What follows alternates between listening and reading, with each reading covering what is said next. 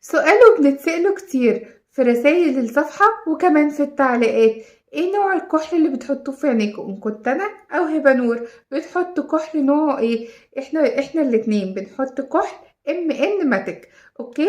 هو بس ده مش الخشب، لان في منه خشب، احنا بنستخدم ده اللي هو بيتلف كده. خلاص بيتلف من فوق من هنا مش من تحت، من تحت هنا اللي فيه دي براية، علشان في اي وقت عايزة ترجعي السن رفيع، مثلا عايزة تسحبي بيه ايلاينر او تعملي بوزة هنا وحابة ان انت تبريه، فدي البراية بتاعته بتبريها اهي محطوطة هنا. خلاص ده الاسود منه وفي منه بني اهو اللي بيتلف كده ده ان ماتيك.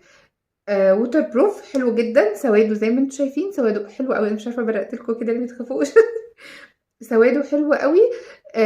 ده اللي هو زي ما قلت لكم اللي بيتلف مش الخشب، عشان السؤال ده بيجي كتير. ان ماتيك اهو، وهحط لكم برده العلبه بتاعته في التعليقات، شكله من بره يعني اهو. طب هو حاليا سعره بكام؟ هو حاليا انا لسه مشتريه من يومين، بس مش ليا لان انا بتاعي وسطه خلاص، يعني هو مفهوش. ايه ده طلع فيه حته اهي، بس هو خلاص يعني اخره وكمان مكسور. بس كنت بشتري حاجات وقريبتي كانت معايا واشترت منه، جايباه ب50، انا كنت جايباه ب55. خلاص. بس احنا حاليا لسه اليومين اللي فاتوا دول على طول ب50. خلاص ده سعره كمان بالمرة بقى في الفيديو. كير اند مور المرطب للايد تحفة، احلى نوع مرطب جربته بجد. انا عندي في الشتاء مشكلة مع ايدي عشان طبعا غسيل المواعين والمياه السخنة والساقعة والحاجات دي، ايدي بتنشف جدا وكمان بتتعور وبتعمل قشر جامد من هنا. الكريم ده خطير، اولا في منه روايح كتير، ومن الكريمات اللي ريحتها بتثبت. انا من عشاق اي حاجة فيها روايح، بجد انا بعشق الروايح جدا.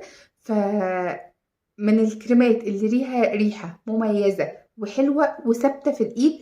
يعني كل ما بحطه بقى بعد ما بخلص وبحطه على ايدي بحرك بس ايدي كده، ريحته بتفوح من ايدي وبتبقى ريحته حلوة جدا.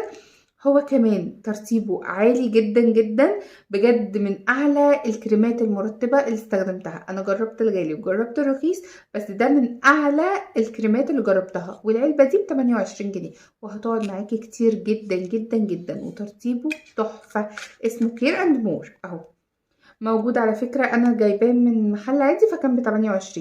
ممكن اسعاره تبقى متفاوتة 30 35 40، هتلاقيه في موجود في بيم وموجود في حاجات كتير، فهتلاقيه جنبك في اي حتة.